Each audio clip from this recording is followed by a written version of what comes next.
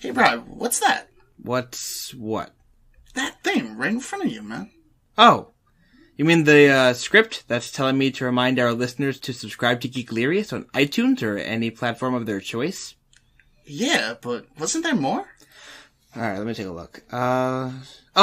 Hey, there's a part where I tell the listeners to follow us on Instagram, Facebook, and Twitter using our handle @Geeklirious.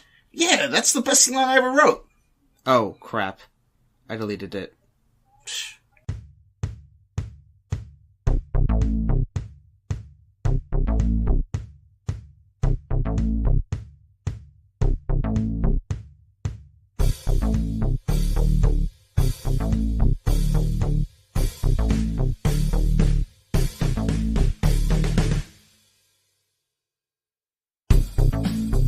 Welcome, ladies and gentlemen, to episode 51 of Geeklirious. My name is Brian Cambriello. His name is Mike Tessmacher. Hey, what's going on? How's it going, guys? Today on Geeklirious, we will be talking about Stan Lee, who unfortunately passed away last week, and we haven't had a chance really to talk about it. So we wanted to sit down and kind of pay a little tribute and, talk about our best memories of him, his cameos, interviews, the comics he created, all the good stuff. Yeah. The little things here and there, and why he was such like an icon to so many comic book fans. Yeah. But first, if you didn't catch our Geekly News this week, unfortunately, Geeked Up Comics and Games, where we normally record from, was closed last week. So, unfortunately, we're no longer recording from there, which is a bummer on multiple levels. But we will still be working with them. Yeah, with, other things and stuff once they get settled into what they're doing. Yeah. Absolutely. They will rise like a phoenix. Yeah, or a good cream. Cream rises to the top and stuff. Yeah. Yeah, no, I got Isn't that. that what they say? If you want to follow us here at Geeklirious, you can go down to the show notes down below, all of our social platforms. There's links there. Yes. Where you can click on them and go to the YouTube and the Facebook and the Twitter and the Instagram and all that good stuff. A lot of good stuff. A lot of good stuff. Links to everything. I'm sorry. It's kind of hard to stay like upbeat when you're talking about such a somber topic. Yeah, but first we should talk about what we've been doing. That's true. Maybe we'll lighten it up a little bit, and we'll get to do that. So, Mike, as is custom, what have you been geeking into? Doing a lot of reading as usual. Still playing Red Dead, chipping along at that, but that's been going great. But I've been doing a lot of reading. I've been doing a lot of reading. I've probably read like 1,000 pages of comics in the last few days. That's a lot of comics. Yeah, because I've been reading like 3-4 volumes a day, and each volume is like 150 pages. So, yeah, I've been reading a lot. I was reading X-Men Gold, catching up on all that stuff, and X-Men Blue. So I read 3 volumes of each of those. Oh, wow. And I read Iron Man Extremis, which is the one that Iron Man 3 is based after. Yes, right? yes. The Extremis program. Yeah.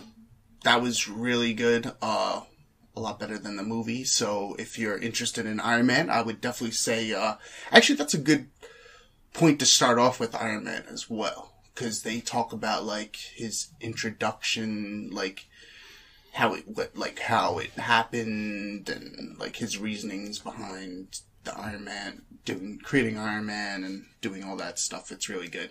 Yeah, that was good. What else have I been doing? Besides that, not too much else, actually. That's okay. Been kind of boring. That's alright. Sometimes you just need to, relax a little bit, and, Yeah.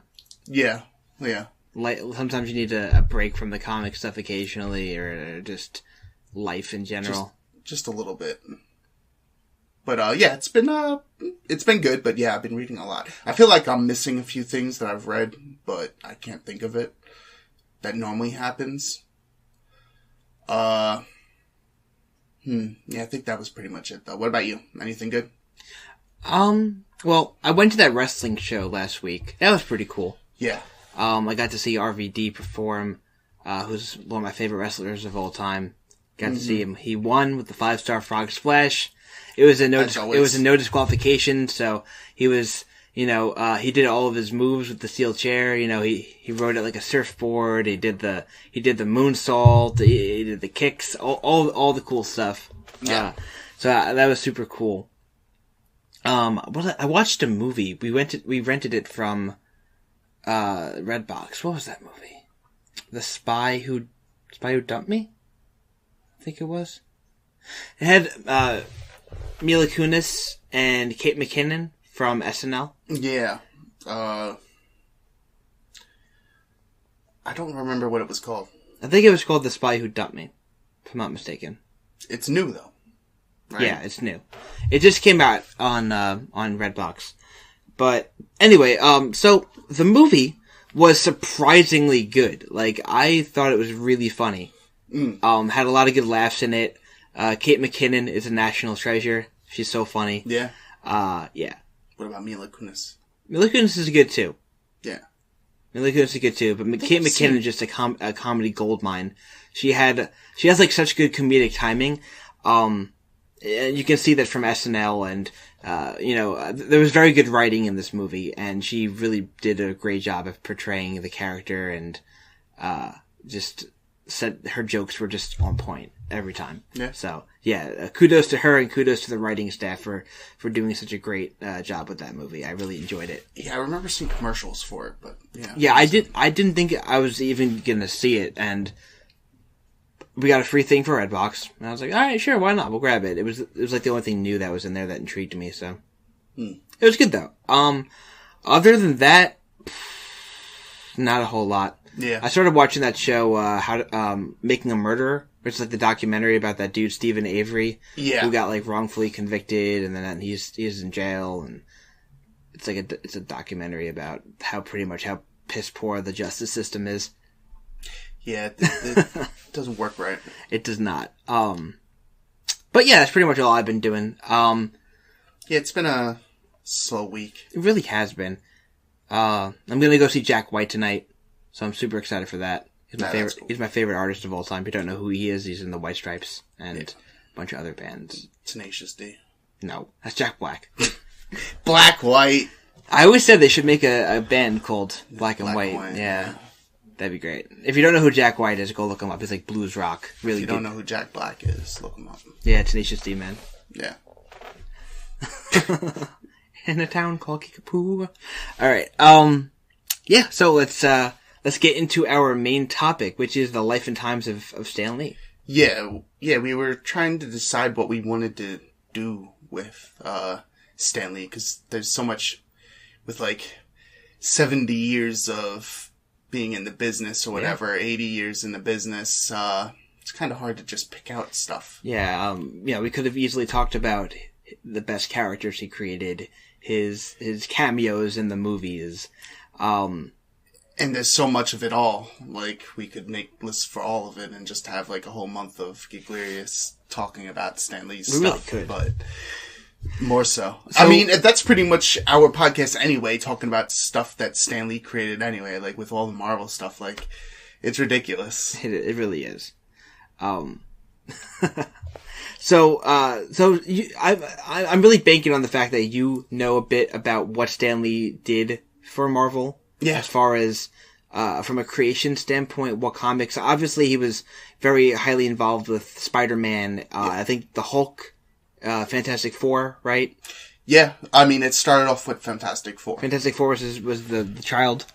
Yeah, because at the time, he was working, he was writing comics, but he wasn't really writing what he liked, and the business wasn't going anywhere, and he was going to quit. But his wife, Joan Lee, she said, you know what, if you're going to, at least write something you want to write.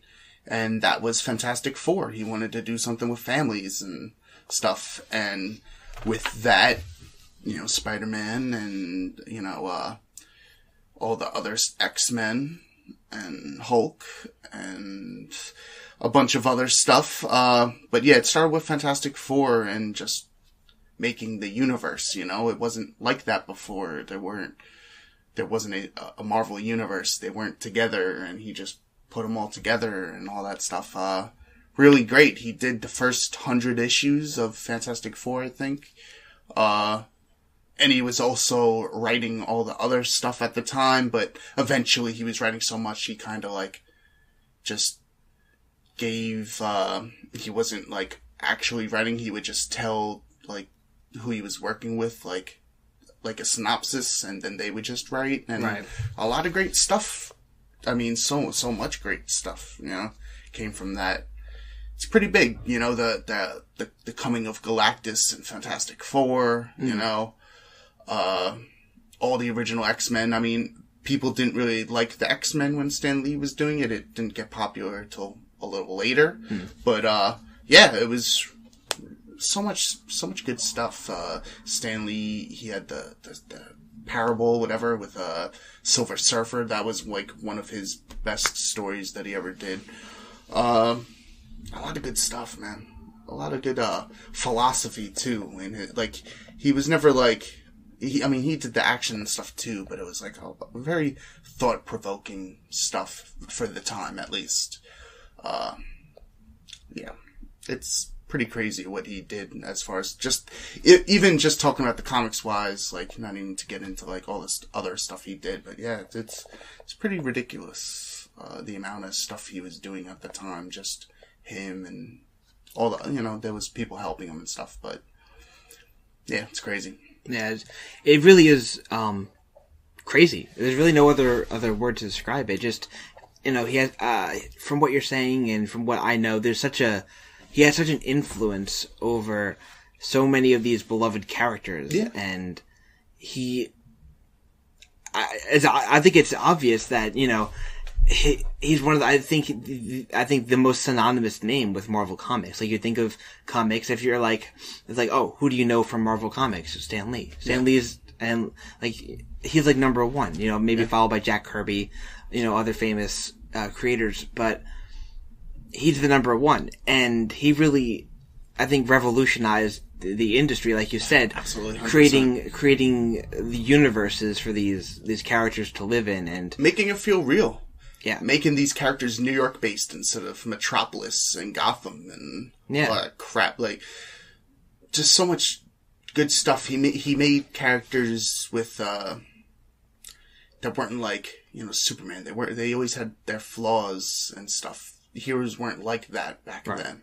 It's crazy to think about because it's so long ago. We've been, reading this stuff, so it's obvious to us, but it wasn't like that back in the 60s, so it's interesting to see, and even going back and reading some of that stuff is pretty interesting. It's old, but it's still a lot of that stuff still holds true. It's very I feel like they did overwrite stuff back then, but it was good stuff. I agree. So I think we should get into some more lighthearted conversation. I'm gonna suggest picking some favorite stuff from the history of Stan Lee, and I'm gonna say so characters that he was involved with. Who do you think is the most influential, most popular, or just even your favorite? I mean, probably Spider-Man. Yeah. For me, it's either Spider-Man or Hulk. I would have to agree. I'm going to say Spider-Man as well. Just because, as a kid, you can identify with him. And even now as an adult, seeing, the struggles that Peter Parker goes through, he he has, obviously financial problems, girl problems, like real stuff that people deal with, and he still finds time to do the right thing and do all that stuff. So I feel like that's like a really important piece of me, at least. A lot of stuff that I learned, about morality and stuff comes from all that stuff. With great power comes great responsibility. And I got chills when you said that right there. It's such a great line. Yeah. You think Stan Lee wrote that line? Yeah. That was 100% him, right? Yeah, that's awesome. That's him. Yeah. It's Spider-Man, and I mean, I love the Hulk because the whole Dr. Jekyll, Mr. Hyde thing appeals to me as well. And the science stuff, because, I was a science kid back in the day. At least I thought I was, from the comics and stuff. Yeah. I like science too, and all that stuff. I want to make web fluid shooters and all that stuff. So that also, like, helped me, learn stuff. And I learned reading comics. So, like, reading Captain America and Spider-Man. So all that stuff is very special to me. So Stan Lee has always had a big, and he was always like talking to the readers in the back of his books and stuff. Like, people weren't doing that before. Like, it was very personal, like, with, saying Excelsior, and like, he was like, he wanted to, because everyone had like a little end thing at the end of their issues and stuff, and he wanted something that, like, that if anyone tried to copy him, they would know, because, like, Excelsior is just so him. So he just started saying Excelsior, and it led on to so much more. It's funny, and super interesting. It's and that word is just synonymous with Stan Lee as well. Absolutely, yeah, that's his word. So yeah, and he wanted to be like that. Yeah, such a legend, man. So getting back to it, Spider-Man, I was also I think easily my pick for like the most influential character he's created. Spider-Man, I remember I was a kid trying to get into comics, and I didn't know where to start. And my Uncle Mark, back in the day, he brought over this huge box of comic books, old comic books, mostly Marvel stuff. I remember a lot of Fantastic Four, a lot of X-Men, Spider-Man, stuff like that. A lot of Marvel stuff.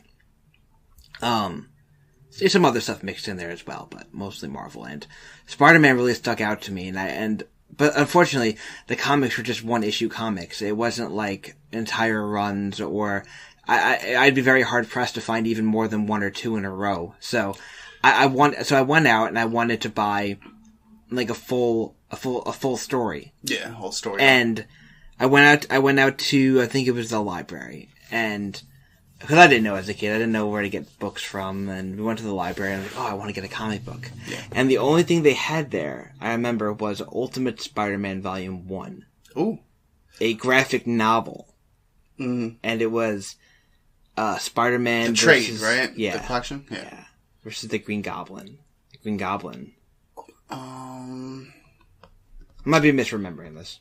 It's not the Miles Morales Ultimate Spider-Man, though. No, it's before Peter that. Parker. The original Ultimate Spider-Man. Yeah, because I remember him fighting the Green Goblin. That Mark Bagley art. Oh, man. It's so the Green Goblin was like a big demon. Yeah. Oh, so good. I love that series. That whole Ultimate Spider-Man run is just so amazing. And so, even though I know for a fact that Stan Lee really, I don't think, had any part in the Ultimate Spider-Man, like directly, it was still his character that fueled it. And so, like, and I've gone back and I've read other Spider-Man stuff, and he's always been like one of my favorites. Like, whenever I play like a video game and I have the option to choose someone, like, whether it be like Marvel Ultimate Alliance or Marvel vs. Capcom or something, I always throw Spider-Man on my team. Yeah, I mean, he's always a great character because he's just so quick. Yeah, and just, he always resonated with me because me and you were from New York. Yeah.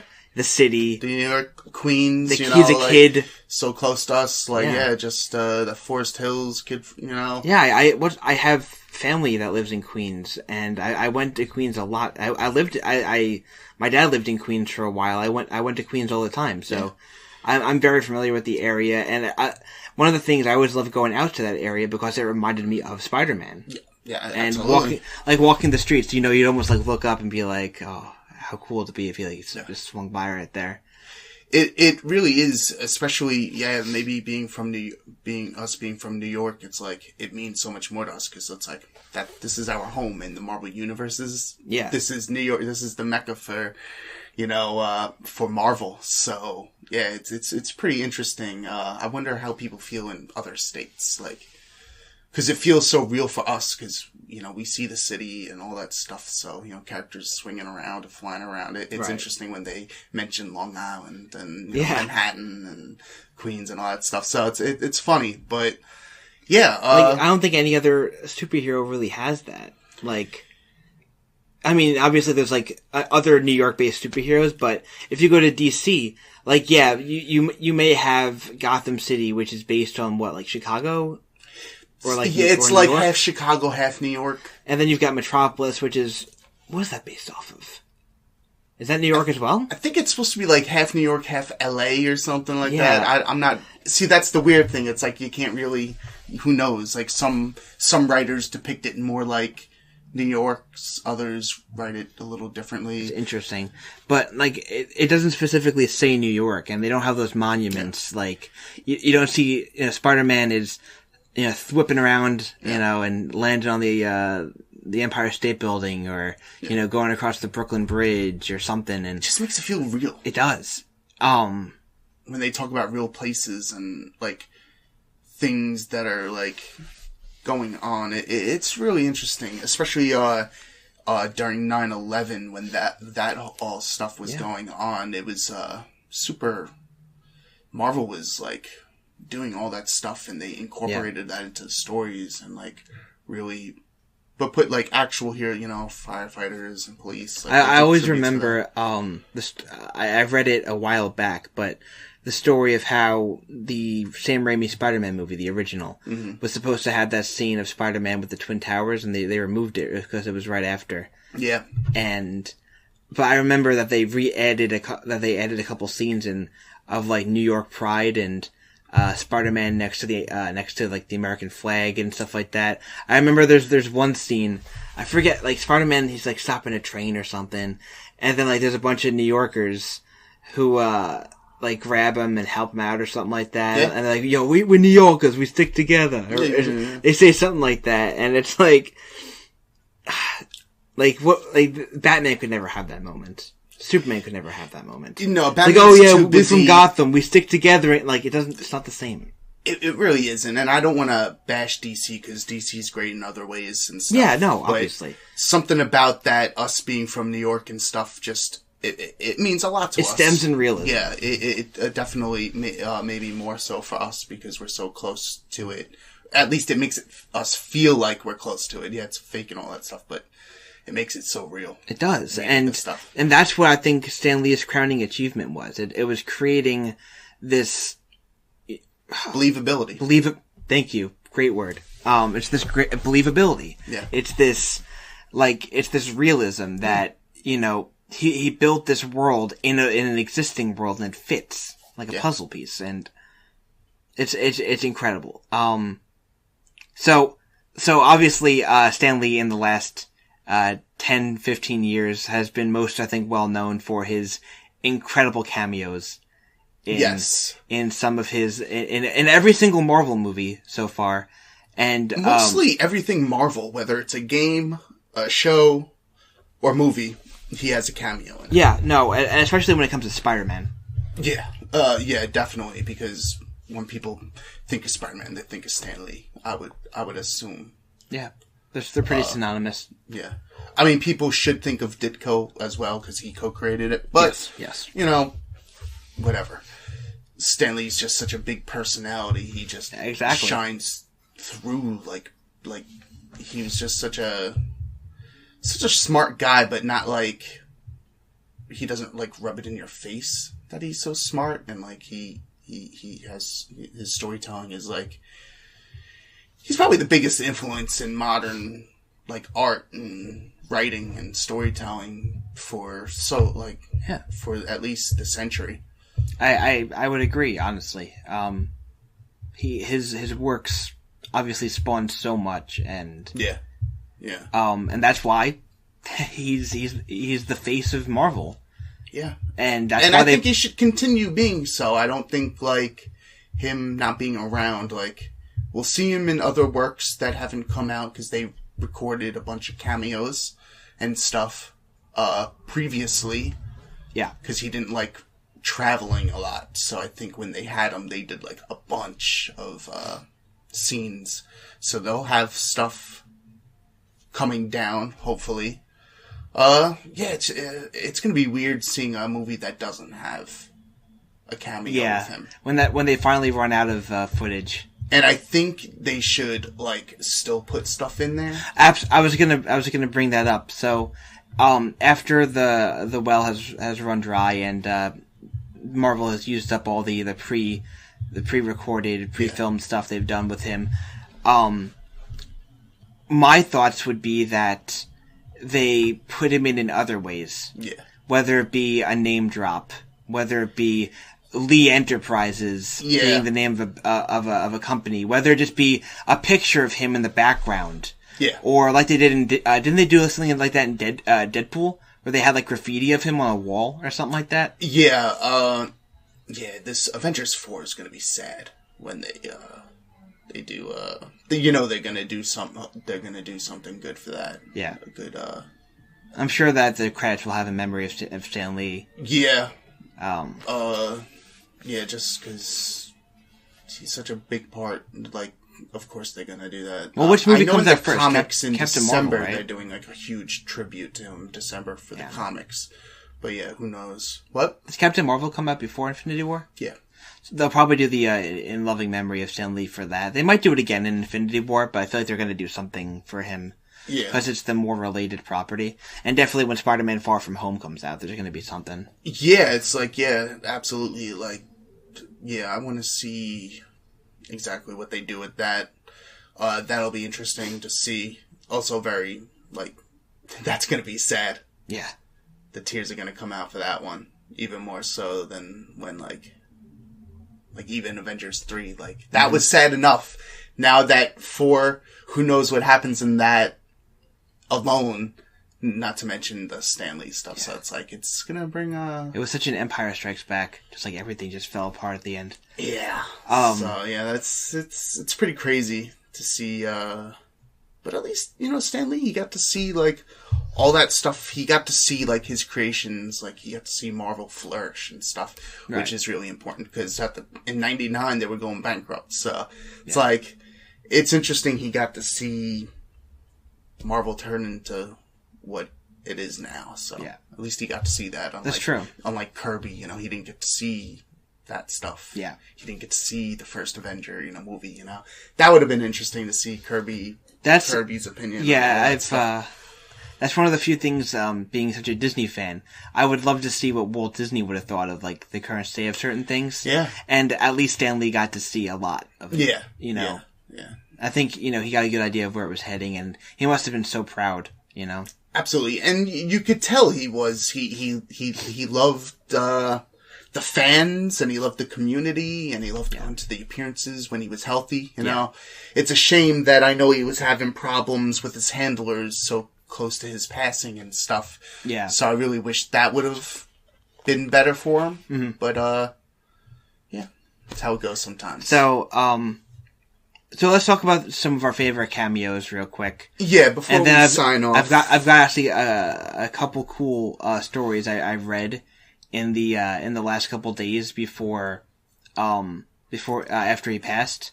Yeah. So I'd like to tell a couple of those I heard from people who were near him. And so as far as cameos go, some of my favorites personally, we just watched the the top, or the all of the cameos he's done in the past, like, what, 15 years, something like that? Yeah, pretty much. Even longer back.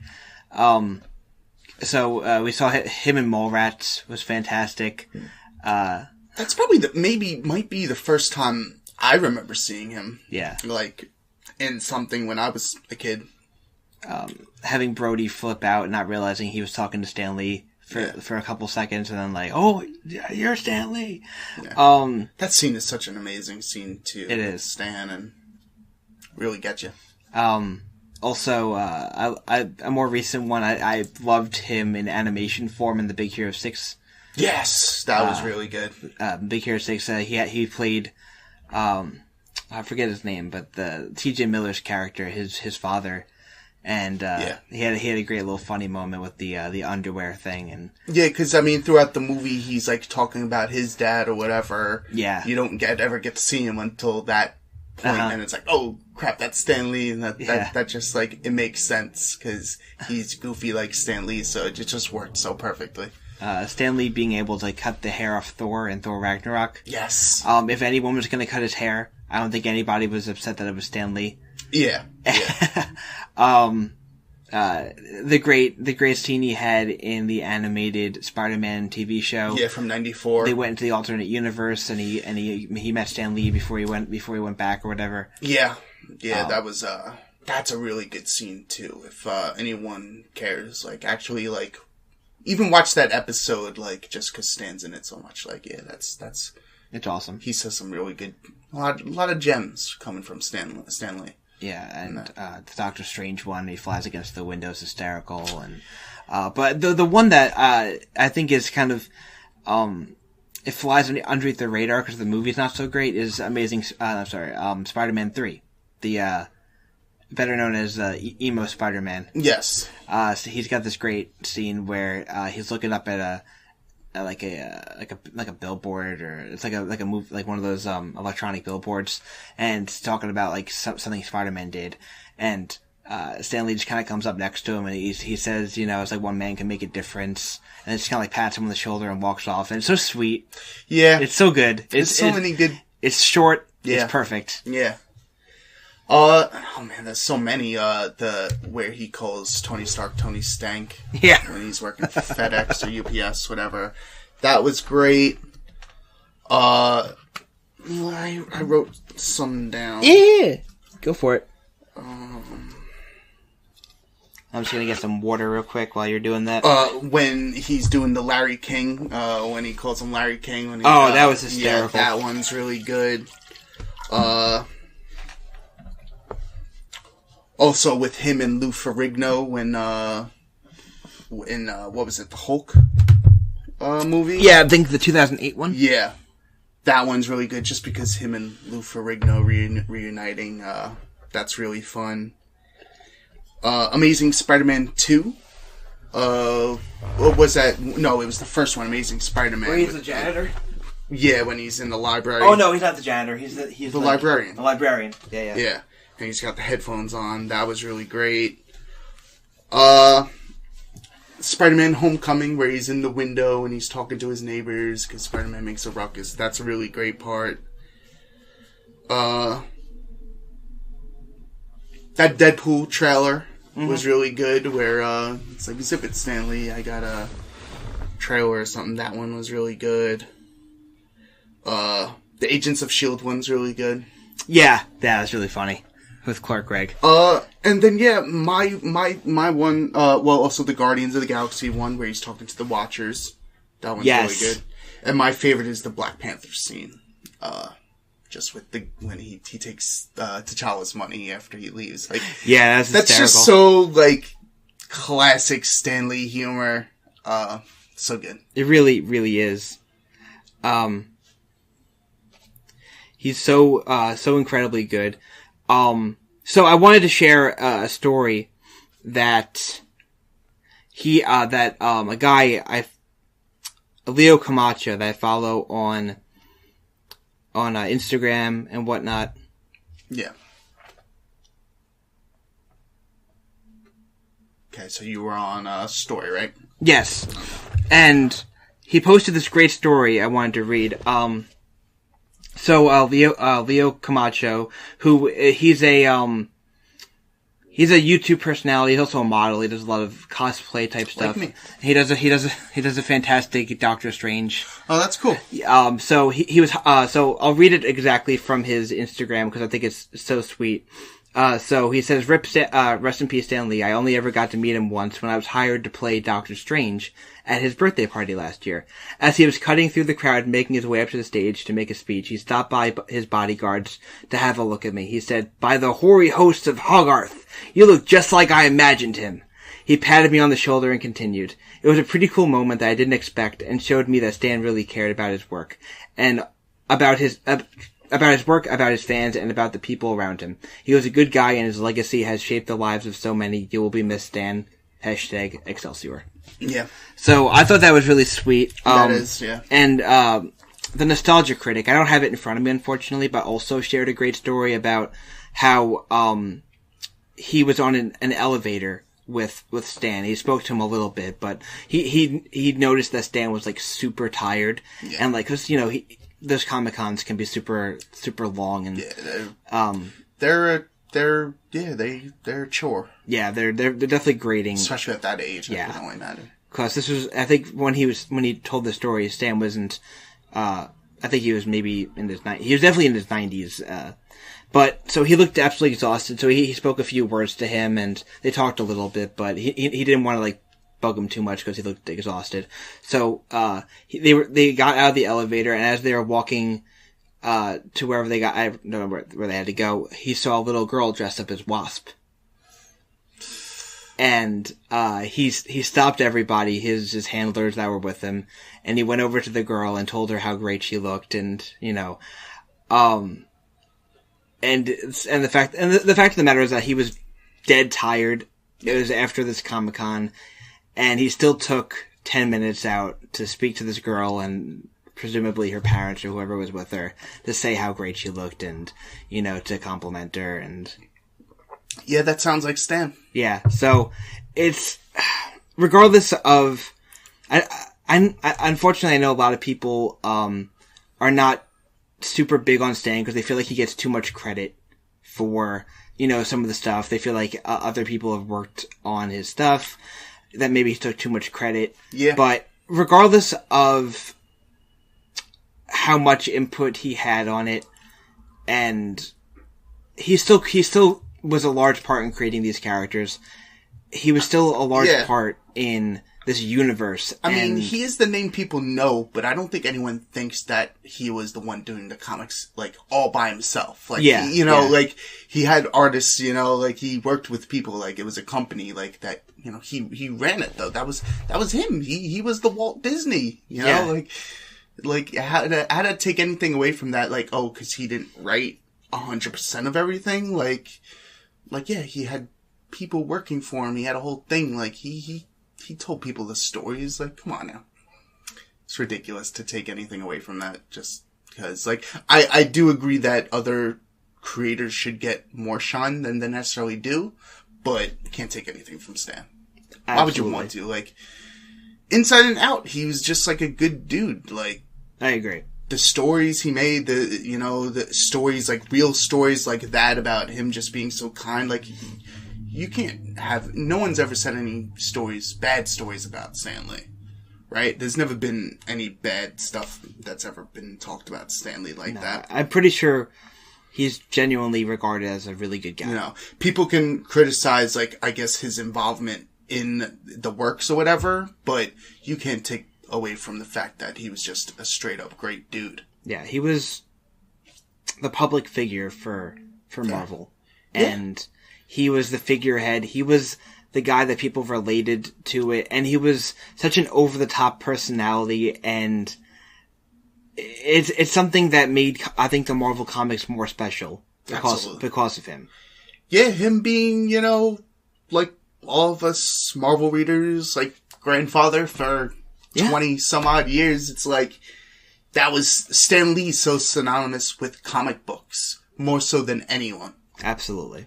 You know, more so than anyone, like, it doesn't even come close. Like, you can say, who else would you even in the same There's nobody. vein? Nobody, right? There's nobody who is as synonymous not Frank Miller, not, no.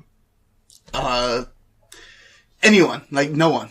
There's, like, even the creators of famous characters like Batman or Superman, like, no one knows those guys as much as Stan Lee. Not, like, I mean, you may know you may know Bob Kane, right? But you don't know, like, Stan Lee is just, yeah, it's because he made it so personal. Yeah. He made it so friendly. Like, like you were saying with the little girl with the water, like he was so friendly with people. He wanted like people to know him, you know. It's not just like a business. He wanted it to be actual like friendly sort of thing. We'll never see another person like him though. He was one of a kind. True treasure. That's awesome. All right. I think that's the best way to wrap it up. Yeah. So, rest in peace. So much to say about him, but it's hard to even go into it. So, rest in peace to Stan Lee. Our thoughts go out to his family. His legacy will live on forever. Absolutely. And within us, at least, you know. Yeah, and it's definitely not just going to be us. It's so many other people. Yeah. It's communities that, loved him. The thing with him dying, it's like you really see the impact that had. Like, people that don't read comics or people that don't even really watch the movies and stuff, it's like, this was huge. Like, you've never seen a death like this big as far as comic book related. Absolutely. No, he was the man. Stan the man. Yeah. All right, guys. Well, I think that does it for our tribute episode of Stan Lee. Obviously, we can talk so much longer, but yeah. We'll start to cry if we go on any longer. Really, like it's crazy. Yes. There's only 24 hours in a day, so yeah. All right, guys. Thank you so much for listening. As always, it's been a pleasure. And we'll see you next week. Excelsior. Excelsior.